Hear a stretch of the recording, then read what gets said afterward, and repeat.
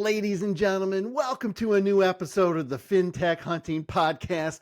We have a very special guest for you today. He's an industry thought leader, a tech innovator, and a leading AI voice in the mortgage industry. Please help me welcome to the show, Andrew DeGood, CEO of AskBob. Andrew, welcome to the show. So much, Michael. I really appreciate it. It's kind words that you say about me. Well, it is great to have you. You are a leading voice in our industry for AI. We just saw each other a couple weeks ago in Cincinnati. Tell me about the Mortgage Bar Camp and kind of what were some of your key takeaways? Yeah, no, it was great seeing you. And it was, I thought it was really special. It was really a phenomenal, mortgage event. Big shout out to Dan Green. From homebuyer.com, who really was the impetus. I mean, he was the one who pulled all of it together and, decided that Cincinnati would be the spot for the first one, which turned out to be a little bit too snowy. So we had some people who didn't quite make it, unfortunately, due to the Midwest is going through a blizzard season this year. It's nonstop snow. But it was really special in the fact that, nobody paid. Right? Wasn't a pay-to-play situation. And those things have their place. I'm not, it's not knocking the other conferences. But it was so unique in the fact that you had people who were just showing up and people, offering to talk on something and, you could get up and leave that group if it wasn't interesting anymore to you and move over to another one.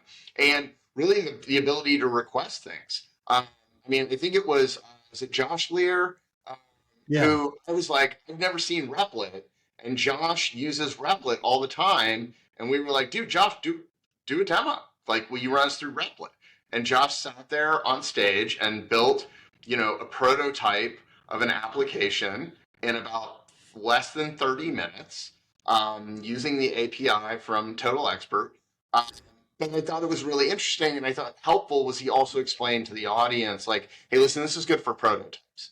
He's like, he's built several applications he's got coming out, or he's testing with a prototype through Replit, but then says, okay, once we've tested out this theory, then we'll go get engineers to build out, a fully functional enterprise grade version of this. But, you did a piece on, gosh, I always screw this up. The GEO, yeah, Generative Engine Optimization. There it is. Sorry, Geo. Now I won't forget it. But it was great, right? Because it was like, this is something I found that it was what people who were there really wanted to hear about and learn about is what drove all the conversations. So I know there's plans to do more of them around the country, and I'm super excited. I will definitely fly to wherever they put on the next one. I couldn't agree more. And I think it was people who wanted to be there, people who were mortgage practitioners that just gave practical tips. I probably learned more and took more from that event than probably almost all the conferences combined. And to your point earlier, I'm not slamming any of those conferences. They all have their place, but for actual knowledge that I could leave that session and actually use, I thought it was very, very powerful. It was free. Exactly. There was no sponsors. There was no sales pitches. It was just people sharing and collaborating. So Dan did a great job. I'm looking forward to the next one we'll have first quarter, hopefully in 2026. Somewhere warmer. Yes, exactly. So talk to our listeners about AskBob. For those that are listening and they don't know who AskBob is or what it does, tell us all about it. Yeah, absolutely. So quick backstory on me. I come from the secondary market. I spent almost 20 years doing third-party review services for investment banks and hedge funds and REITs. Sold the company in that space in late 2020. Right around that time, ChatGPT had come out. And I kind of saw where the ball was bouncing and decided, to go work for an AI startup out of Boston. Was with them for about 6 months. During that time, I met the all amazing Tim Nguyen, who is my co-founder, who I think people, everybody probably knows. And Tim called me up, late 2023 and said, hey, do you want to do something together? And I said, yeah, absolutely. And so we had to kind of sit down and say, okay, what do we want to do in generative AI? And one of the questions that was really close to me, having actually lived through the problem Canopy, my last company, was how much time gets sucked up in an organization asking and answering questions. Yep. Most studies show, and there's a bunch of studies out there on this, that the average knowledge worker spends 25% of their day Wow. asking and answering questions, which is insane when you think It about it. is insane. And when you get this on volume, it becomes really, really expensive, right? I mean, if you're a 200 person company, you're spending literally millions and millions of dollars per year just at its simplest of answering questions, right? So, so that was where we said, okay, let's cut our teeth, kind of on answering questions, right? And what is that going to kind of look like? And so the first thing we had to say was, well, okay, as most people will say, well, how are you different from ChatGPT? ChatGPT will answer all of my questions. And that's somewhat true, but ChatGPT is about 88% accurate, right? And that's just across everything. And I always joke that, like, if I'm looking for, a taco pasta recipe on a Saturday, like ChatGPT, I don't care if it's only 90% correct, right? Like, good enough, right? But if we're talking about investor guidelines, if we're talking about employee handbook information or information in your CRM, I can't have that be 88%. Right. So we really said, okay, how do we then build a knowledge platform that will, achieve that 99% accuracy rate, right? Which was really critical to us, because we work in regulated industries, right? And that's really important when it comes to that piece. And so that was sort of the beginnings of AskBob. And ever since then, we've been just continuing to add feature after feature, which is why we say, like, we're an AI platform, not a point solution. There are folks out there that have done very specific things to solve for, and sometimes point solutions are great. For us, we're really growing with our client base in terms of what their asks are. So we Love it. So shifted. you call that Agent Bob, correct? Yes. Well, we now have Betty as well. So I was we've just going to ask about Betty, and you said you may even have another one coming at the end of this month. So let's we got distinguish Buddy. between Bob and Betty, and then we'll talk what's after that. Yeah, I know we can talk about Buddy. So Bob was really created as just recall, right? So it was very very straightforward. Think tech manuals, HR, SOPs, training documents, maybe even a single set of guidelines that could live in that engine, right? And we thought about a lot of the struggles that people have if you're trying to use, like, say, an enterprise GPT, or if you're trying to use Microsoft Copilot. There's a couple of inherent issues in those platforms that we really look to solve for. So the first one was, how do I actually get the data into the engine, right? The secret to Bob is Bob only knows what Bob knows, right? So if you go ask, who is, to one of our clients, if they were to ask who is Tupac, Bob's not going to know the answer to that because Bob is constrained to just the data that the company has decided is useful for their organization, right? And that could be all sorts of disparate data locations, right? So that could be SharePoint, it could be Google Drive, that could be their CRM, it could be their LOS, whatever is the data repository that they want linked for their engine. And once that's set up, it automatically syncs going forward. So they never have to think about it. When their data repositories update, Bob updates as well. So it's a living, breathing entity. It's not just static data from 6 months ago, a year ago, 2 years ago. Exactly. And it's constantly learning, but also unlearning. And I think that's an important thing to understand is if you change your HR handbook, right? You swap out and you give a new employee handbook. Well, I don't want Bob to remember the old book, I want Bob to forget it, right? And that's the way the system's designed is Bob, oh, I've got a new employee handbook. Great. I've got an updated LOS tech manual. Great. Let me purge out the old one so that I no longer have that information in my brain. Now, the next thing we did that was a little bit different when it came to this that you just won't get from a Copilot or an enterprise GPT is we track every single question that's asked and every single answer that is given.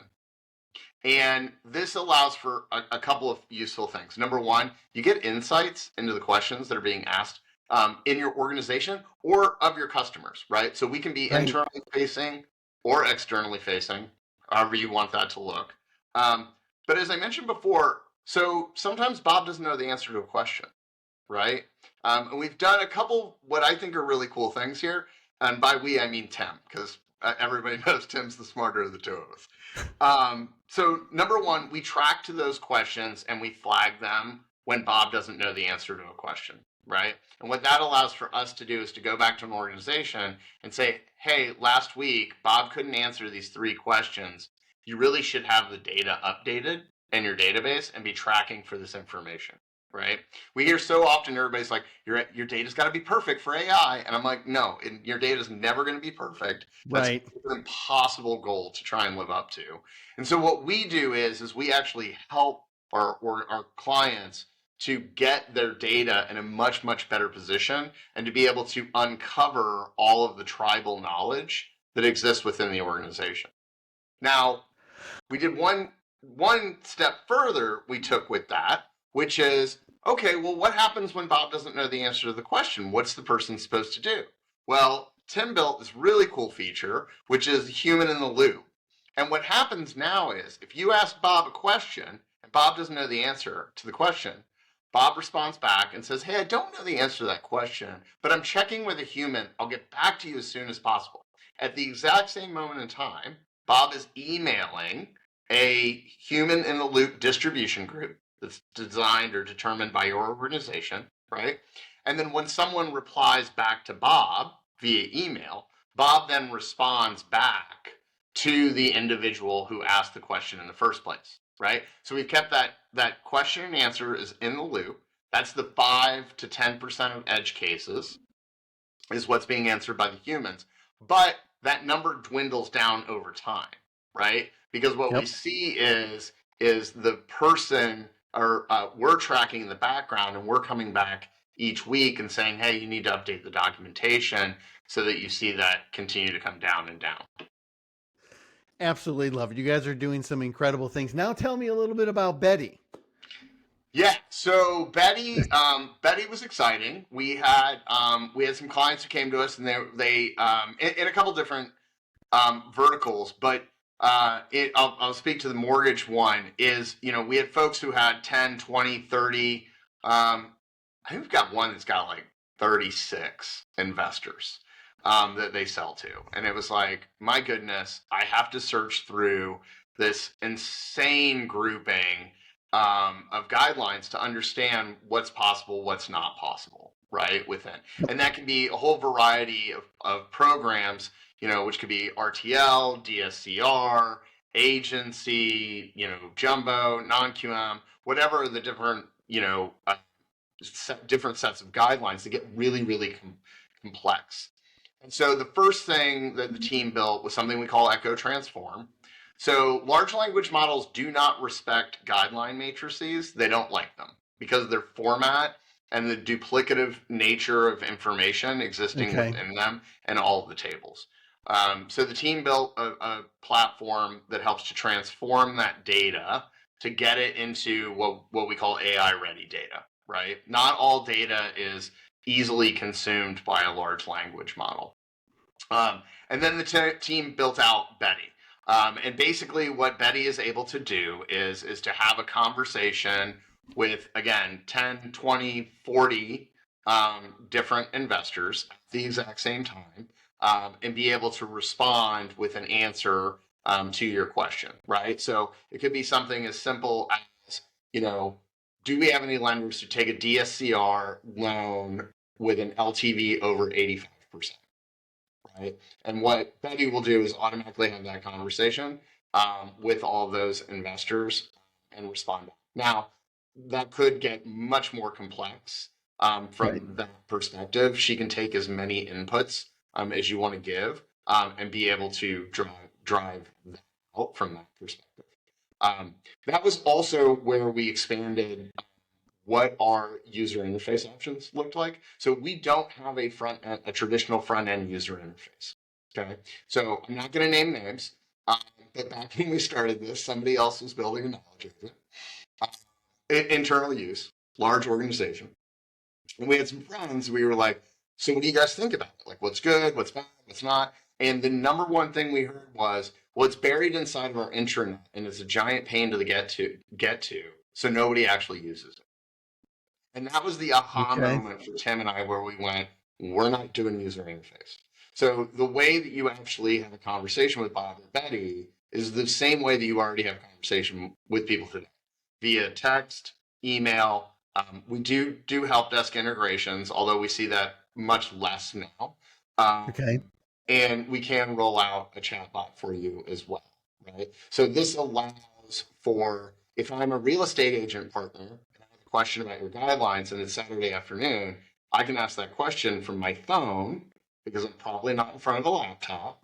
I can text it. And not only do I get a response to my question, but I actually get the source document associated to that question, right? If I'm in LO and I'm on my desktop, I can just send an email because I'm already in my email. We will have Slack and Teams coming next quarter to expand on that. And we've had some early conversations with POSs and LOSs about embedding directly into them as well, as another point place for people to be able to.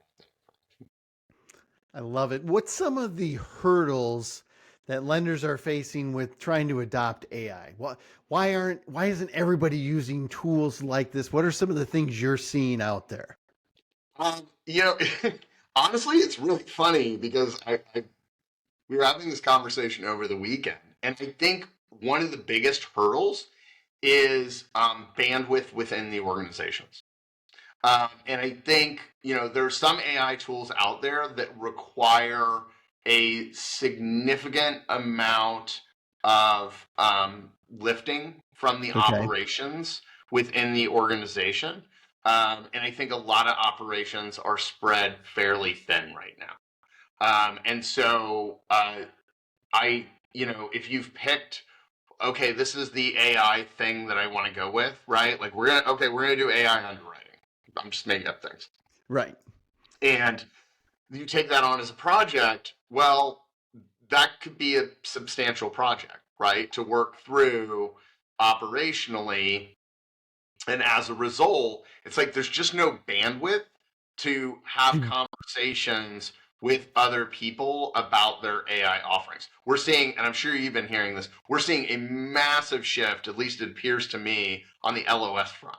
Like if I talk to another person who's doing a new LOS, I'm always like, they're like, call me next year. We're doing an LOS integration. And I'm like, okay, I'll call you in 2028. Um, Although I know the new LOSs move at much, much quicker speed for an onboarding. But I think that's a big piece of it.